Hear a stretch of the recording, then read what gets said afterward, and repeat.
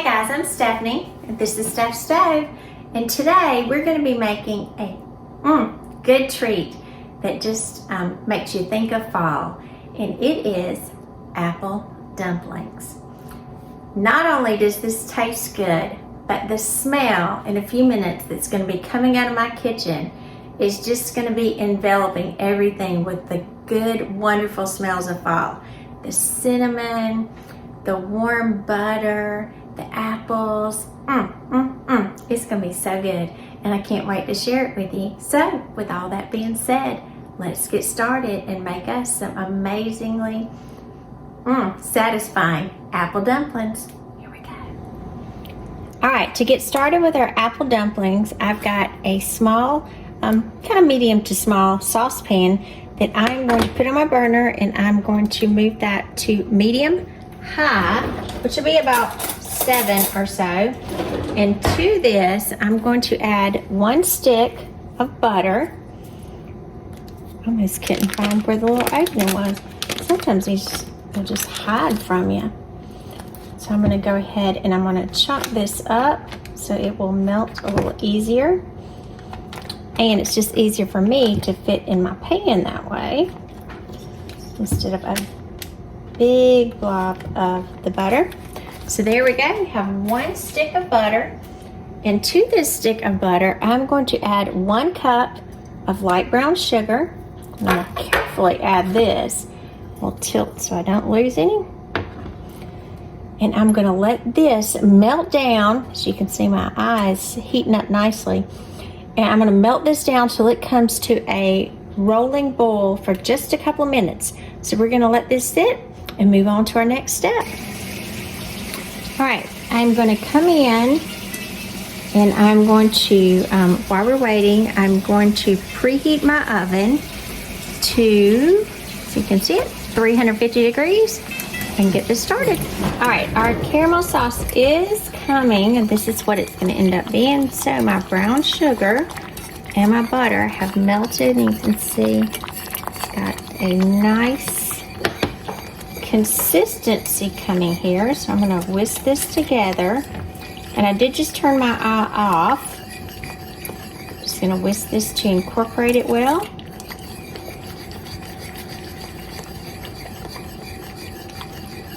Get this together, and I'm just continuing to whisk kind of as it cools down just a little bit. It won't be completely cold by no means because it's been a roaring boil, but I do want it to kind of get to the state where it's stopping. I just want to continue to incorporate that butter. Right, I'm going to move this to the side, and to this I'm going to add 1 teaspoon of cinnamon. Yummy! And just work this in. Oh man, that smells so good.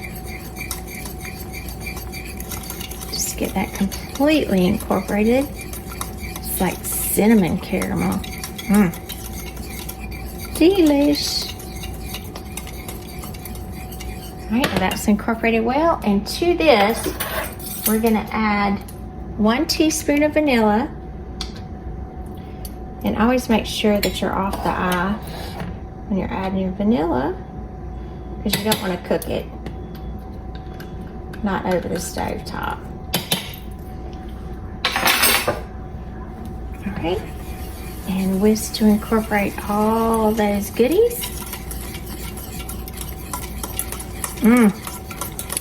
Just the warmth of the smell. Oh man, it smells so delicious already.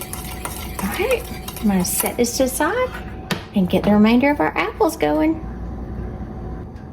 All right, for this portion of the recipe, we're going to come in and we're going to take 2 medium Granny Smith apples, and I'm going to use my apple core because this will core them into 8 sections.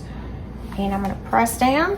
It takes a little effort. You kind of have to get over it, but it makes them nice, really even sections. I remember when I was a kid and we first got an apple core, I thought it was the greatest invention in the world because I always hated biting into an apple, it seemed like they would make my teeth hurt.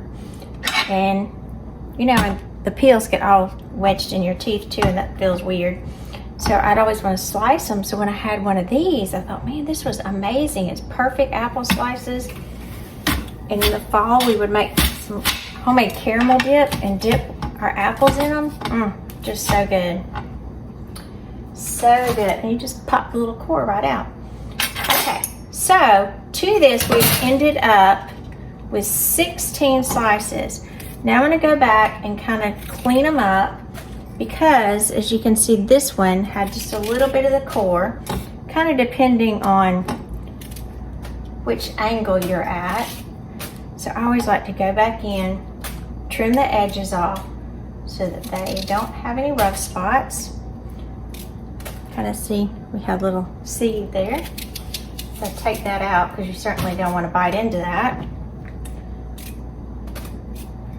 Kind of get them cleaned up. So I'm going to finish doing these and we'll be right back. All right, I've got all of my apple pieces chopped up, so I ended up with 16 pieces of apple. And now we're going to take 2 packages of Crescent Rolls, and these are the original. I don't know how this would turn out if you use the reduced fat. I really don't ever bake with those. So I would say if you like that, you might want to give it a try. Plop them up there to open them.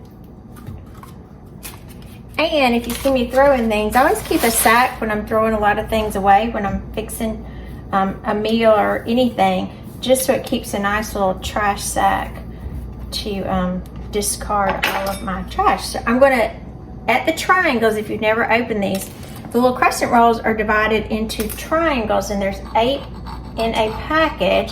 So I'm going to cut along the edge here, and you can see the little angle that's here. So I'm going to kind of divide this.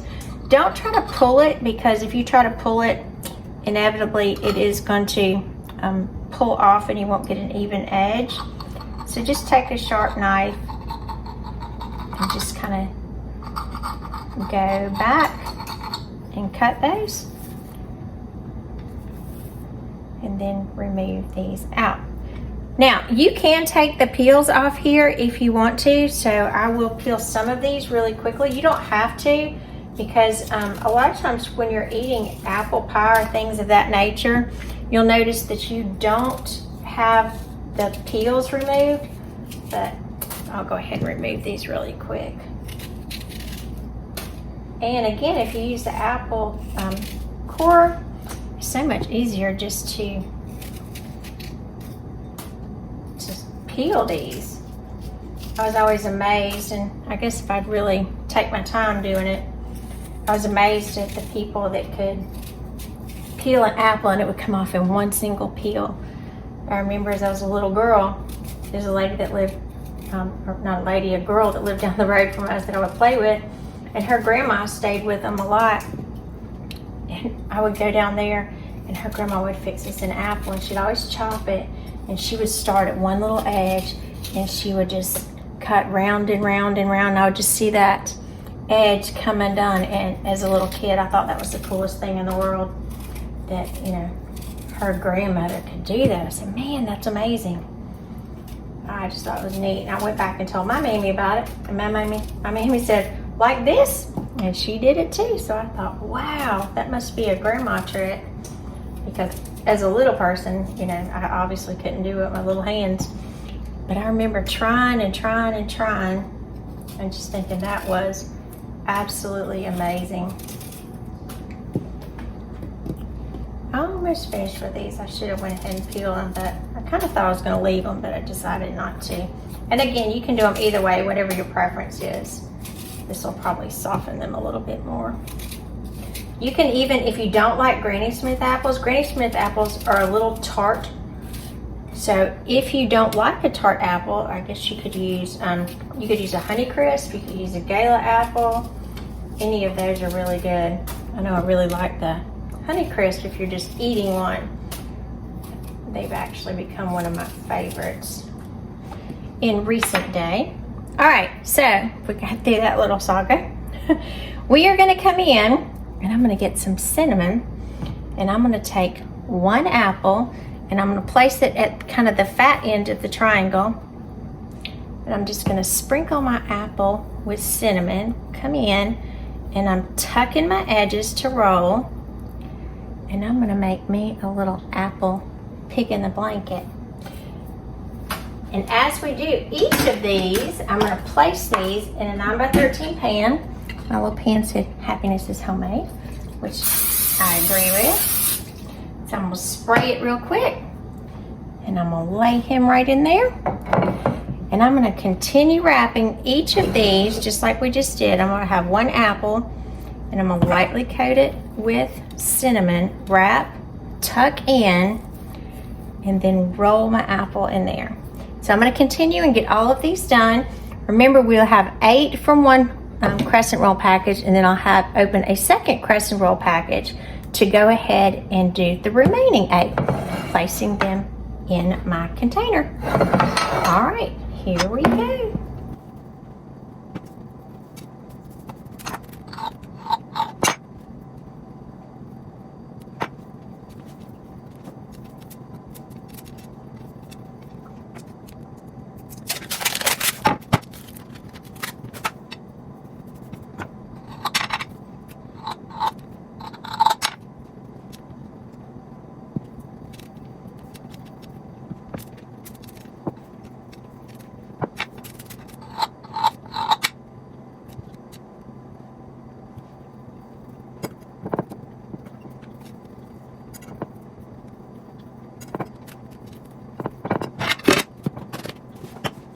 All right, guys, there we have all of them rolled up.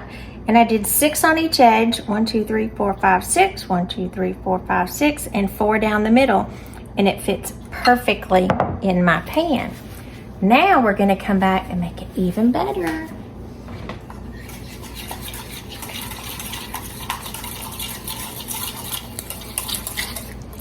Remember our caramel sauce? This is where it comes into play. The caramel is going to be drizzled over our apples. Oh, doesn't this look delicious? Look at that.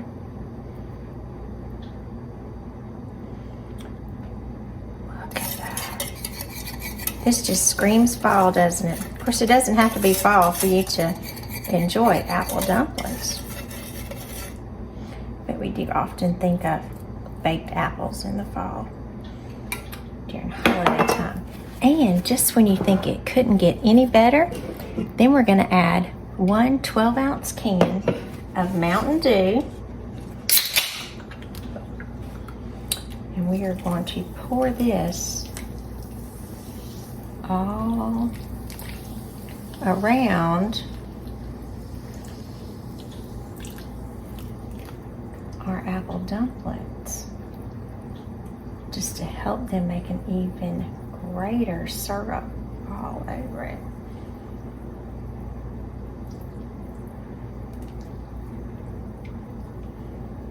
I think I'm gonna actually stop. I got just a little bit left. I don't want it to overflow.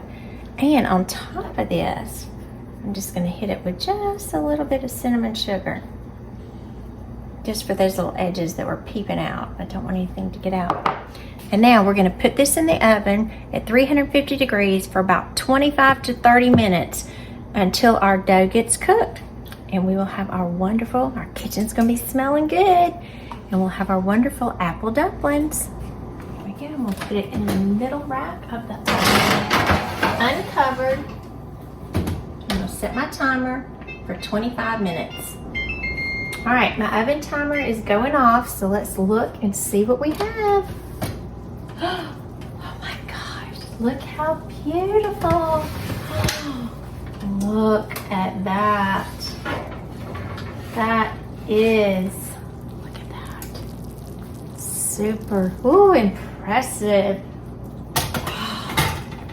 Carefully take it out because it is super hot. Now this is super, super hot, but gosh, it smells so good. And you do want to be sure, check it with a fork, just kind of go into the side and be sure your all of your dough is completely cooked through and it's not doughy at all. Now, I do look like I have a couple of little soft pieces, so I think I am going to stick it back in. I'm just going to kind of submerge it just a little bit. I'm going to stick it back in for about 5 more minutes just to be sure that all the edges of my crescent rolls are completely cooked. I don't want any of them doughy. So I'm going to put it back in for 5 more minutes. Here we go. Let's put it back in. All right, here we go. My timer's going off for the second time. I'm going to go ahead and turn it off. Look at that beautiful bubble. Gosh, this I just can't say enough how much that apple cinnamon smell. Just so yummy. And it is making some noise. Look at that. Let me bring you a little closer. Look at that and hear that sizzle. Doesn't that look delicious? Now this does need to sit and cool for at least 5, 10, maybe even 15 minutes because it is extremely hot and it will burn you. So we're gonna let this sit. You can see it bubbling and kind of thumping up as all that juicy caramel is kind of still incorporating into our dumplings. I'm Stephanie. This is Steph's Stove. For today we have made an amazing apple dumpling that is just bubbling and it's juicy apple caramelly goodness on the stove. We can't wait to eat it. We are going to have to wait about 15 minutes or so until it cools because it is piping hot. That's super hot right now. So again, remember, we're making memories one dish at a time. And if you do make this, drop me a comment. Let me know where you're watching from. Give us a thumbs up, give us a like, and subscribe so you can see more content like this. Again, I do hope you enjoy. Remember to check the description for the full recipe. Good night.